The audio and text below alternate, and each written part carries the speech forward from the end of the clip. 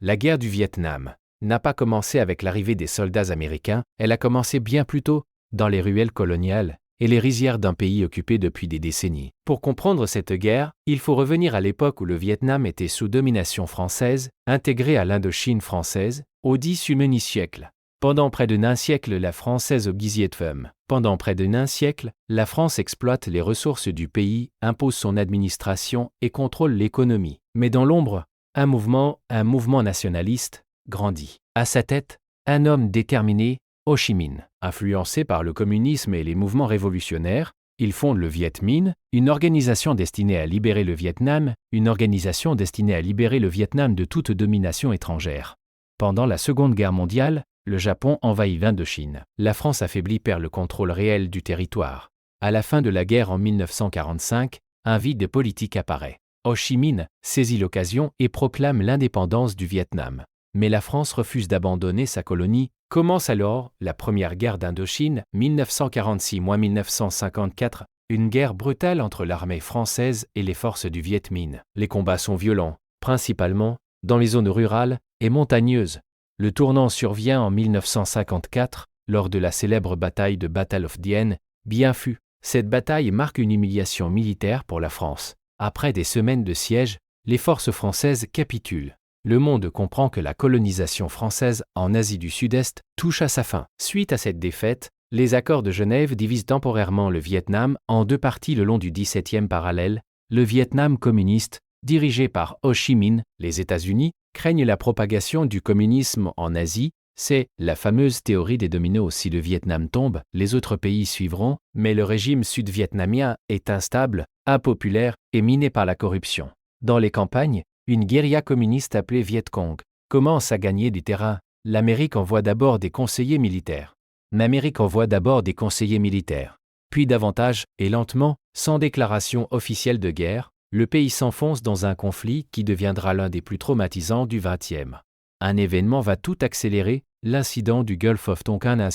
en 1964. Après une attaque controversée contre des navires américains, le Congrès donne au président des pouvoirs militaires élargis. Les bombes commencent à tomber, les troupes débarquent massivement. La guerre devient totale. Mais personne n'imagine encore que cette guerre ne sera pas seulement militaire. Elle deviendra politique, médiatique, morale. Après l'incident du Gulf of Tonkin,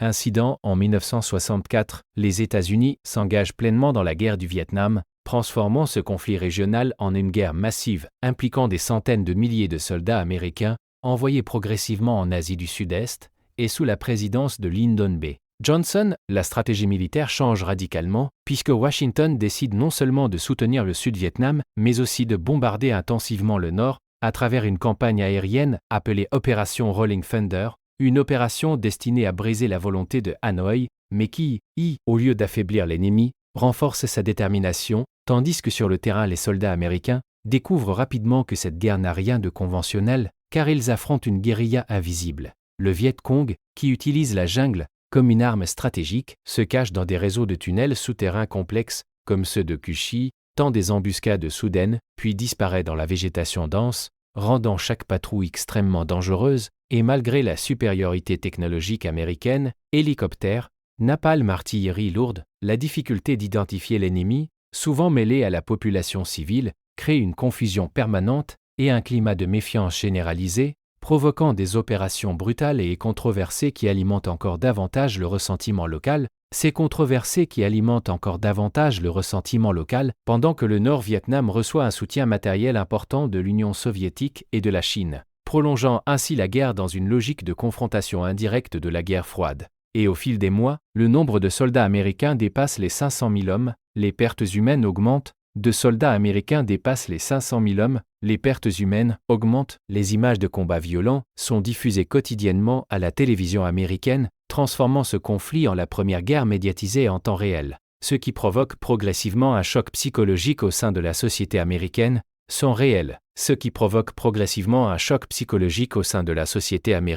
car la promesse d'une victoire rapide s'effondre, face à une réalité beaucoup plus complexe et sanglante, et alors que les bombardements continuent et que les opérations terrestres s'intensifient, la guerre s'enlise dans une spirale d'usure où chaque avancée militaire semble temporaire, chaque victoire tactique ne produisant aucun changement stratégique durable, annonçant ainsi que ce conflit ne serait pas une guerre courte, mais un long cauchemar, dont ni le Vietnam ni l'Amérique ne sortiront indemnes. En janvier 1968, alors que les autorités américaines affirmaient publiquement que la guerre était sous contrôle et que la victoire approchait, le Nord-Vietnam lança une offensive surprise d'une ampleur inattendue connue sous le nom d'offensive du Tet, une attaque coordonnée menée par les forces nord-vietnamiennes et le Viet Cong contre plus de 100 villes et positions stratégiques du Sud Vietnam, y compris Saigon et même l'ambassade des États-Unis, un symbole puissant qui brisa l'illusion de sécurité entretenue par Washington, car bien que militairement l'offensive se solda par de lourdes pertes pour les forces communistes, l'impact psychologique fut colossal, révélant au monde entier que l'ennemi restait capable de frapper au cœur même des zones considérées comme sécurisées et les images, diffusées à la télévision américaine, montrèrent des combats urbains intenses, des exécutions sommaires et des villes partiellement détruites, créant un choc profond dans l'opinion publique, tandis que la crédibilité du gouvernement du président Lyndon B. Johnson s'effondrait progressivement, car la population commençait à douter des déclarations officielles, optimistes répétées depuis des années. Et dans les universités comme dans les grandes villes, les manifestations contre la guerre se multipliaient, transformant le conflit extérieur en crise intérieure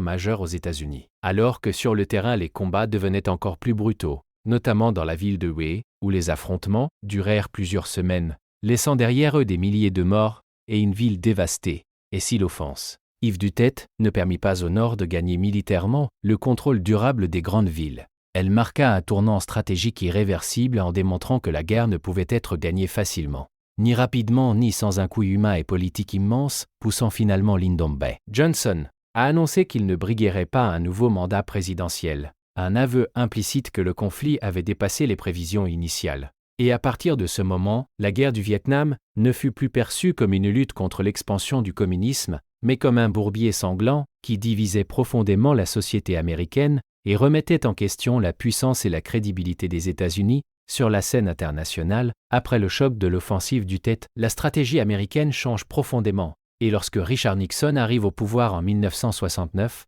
il promet de mettre fin à la guerre avec honneur, lançant une politique appelée vietnamisation, dont l'objectif est de transférer progressivement la responsabilité des combats aux forces sud-vietnamiennes tout en réduisant le nombre de soldats américains sur le terrain. Mais cette transition s'avère complexe car l'armée sud-vietnamienne, sur le terrain, malgré l'équipement moderne fourni par Washington, manque souvent de cohésion, de morale et d'autonomie stratégique, tandis que les États-Unis continuent parallèlement des bombardements massifs, élargissant même secrètement le conflit au Cambodge et au Laos pour frapper les lignes d'approvisionnement nord-vietnamiennes le long de la piste Ho Chi Minh, ce qui provoque une instabilité régionale et intensifie les critiques internationales,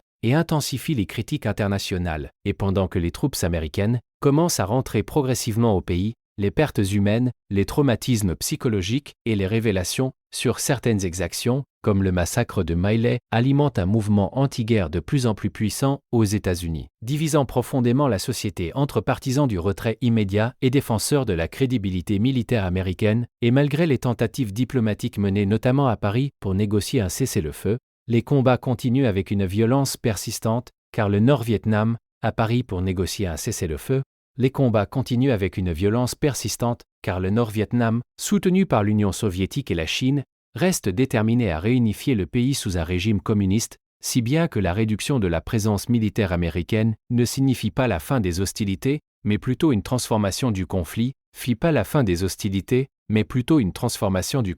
où l'Amérique cherche à sortir progressivement sans admettre une défaite claire, tandis que la pression politique intérieure pousse Nixon à accélérer le retrait, aboutissant finalement aux accords de Paris de 1973 qui prévoient un cessez-le-feu et le retrait complet des forces américaines, laissant toutefois un Vietnam encore profondément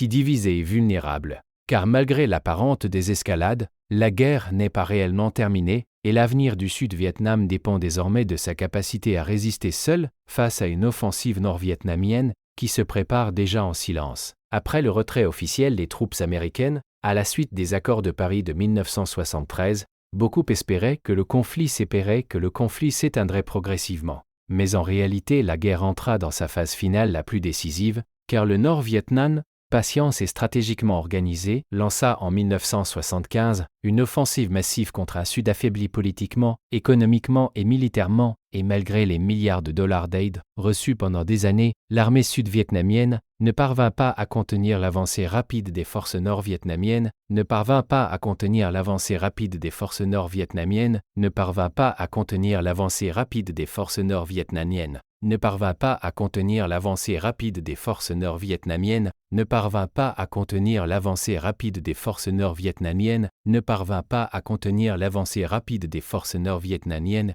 ne parvint pas à contenir l'avancée rapide des forces nord-vietnamiennes, ne parvint pas à contenir l'avancée rapide des forces nord-vietnamiennes, provoquant un effondrement progressif des lignes de défense, des désertions massives et une panique croissante parmi la population civile, jusqu'à atteindre l'événement symbolique qui marquera définitivement l'histoire, la chute de Saigon, le 30 avril 1975, lorsque les chars nord-vietnamiens franchirent les portes du palais présidentiel, tandis que des hélicoptères américains évacuaient en urgence les derniers diplomates et collaborateurs depuis le toit de l'ambassade des États-Unis, une image devenue iconique de la fin d'une guerre longue et controversée, signifiant non seulement la réunification du Vietnam sous un régime communiste, mais aussi une profonde humiliation géopolitique pour les États-Unis, car cette défaite marqua la première fois qu'une superpuissance moderne échouait à atteindre ses objectifs militaires malgré sa supériorité technologique écrasante, et les conséquences furent immenses. Des millions de Vietnamiens déplacés ou contraints à l'exil,